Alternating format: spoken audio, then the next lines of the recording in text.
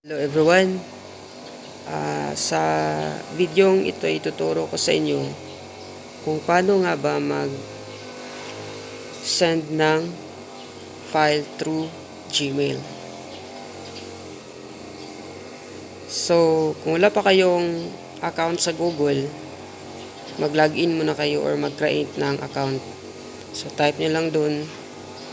Kung mag-open kayo ng anong browser na ginagamit niyo sa pag-search, then create an account. So pagkatapos yung mag-create ng account, kung wala kayong built-in na Gmail tulad nito, built-in na Gmail na apps, pero kadalasan meron ito sa phone. So kung wala, dapat mag-install muna kayo. Punta kayo sa Play Store.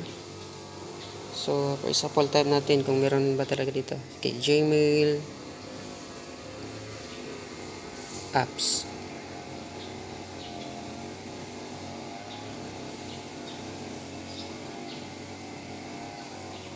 Tagal, yan. So, bakit open ang nakalagay? Kasi, naka-install na ito sa akin. Okay, balik tayo doon. Okay, paano nga ba mag-send ng files? Okay, type na lang natin, i-press lang natin itong Gmail.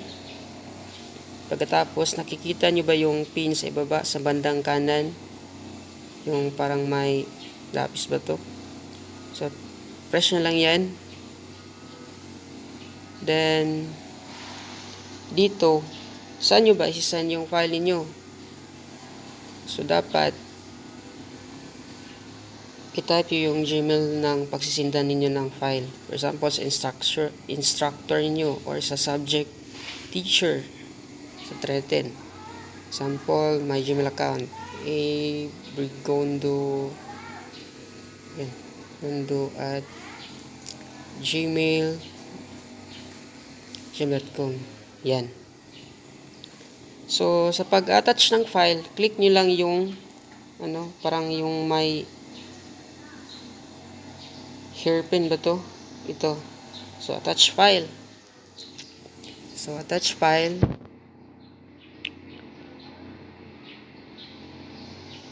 So, ano ba yung isa-send ninyo? For example, videos ba yan sa PE ninyo? Or files? Kung ano ba yung soft copy. So, click nyo lang. So, for example, ganito.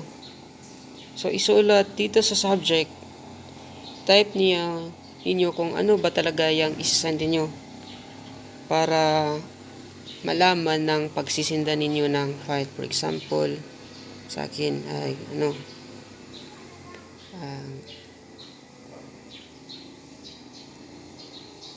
ano ba ilagay natin dito? Videos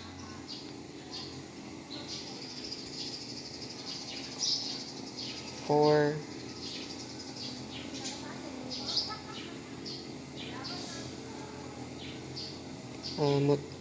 motivation.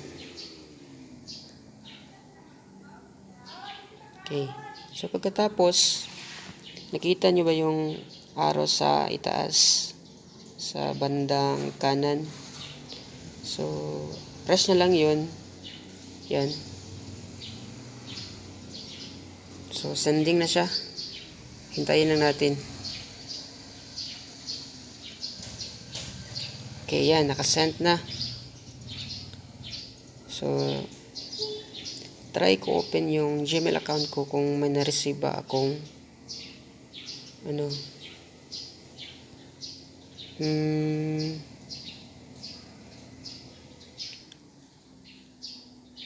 file. So, ito. Ayan. So, kanina si Kate Brigondo yung nag-send ng file. So, tingnan natin kung na-send ba. Na-receive ko ba. Ayan. Parang di ata ma-open. Kung ano ba yung na-send. So, try natin save to drive.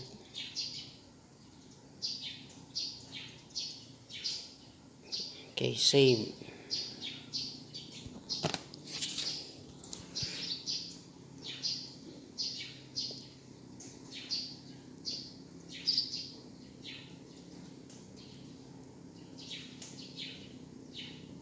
Tagal ah. Santayin lang natin yan. Hindi tayo bibiguin yan. Basta't marunong lang tayong maghintay. Okay, yan. Send na. So, ano ba yan? So, ganyan lang guys. Yung pag-attach ng file o pag-send ng file. So, dapat may Google account kayo. Kasi hindi kayo makasend ng file kung wala kayong Google account. So, hope may natutunan kayo sa video nito.